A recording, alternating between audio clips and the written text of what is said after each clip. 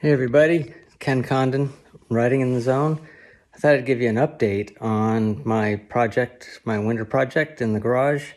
I've kind of been poking around, I'm doing a few different things, but focusing mostly on my the return of the MZ Skorpion. So this is what the MZ Skorpion looked like back in 2005, maybe 2004, when I was racing it at Loudon.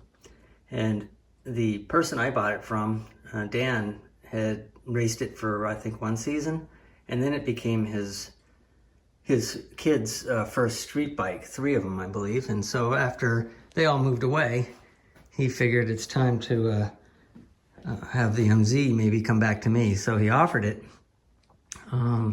price I couldn't refuse, and so now it's back in the garage. So what I've been doing is I've been converting it back from street bike to track duty. And that's involved a few things. Most significant thing has been removing, a whole bunch of street parts, and including the subframe, which I'll talk about.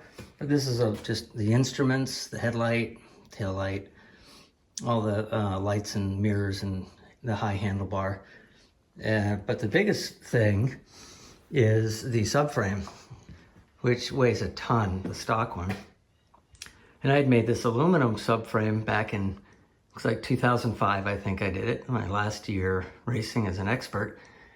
And so I bolted that on. It must save 20 pounds. And it's amazing. 20 years ago I built this, and so putting it back on was kind of a challenge. I had to refer to old photos to just see how I mounted, all the different parts that need to be attached to that subframe. And so it's pretty much there. The other things, I made all this stuff, just Home Depot, aluminum and bolts and some riveting.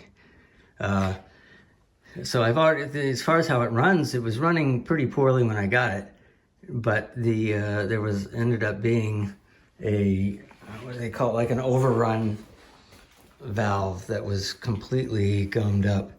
It was this little baby right here.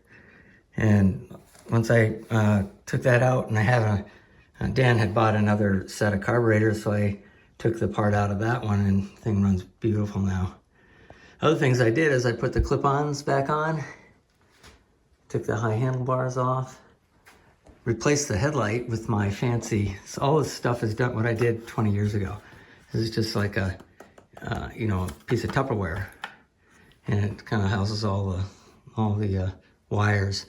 One thing I did do when I was racing is I took all the control pods off and replaced them just with simple switches. But I think I'm going to keep these just the way they are, because it's not a big deal. I'm not really looking for the intense weight savings that I had when I was racing, because this is really going to be more or less just a second track day bike. And also perhaps race it in USCRA vintage if I can get my schedule to work out.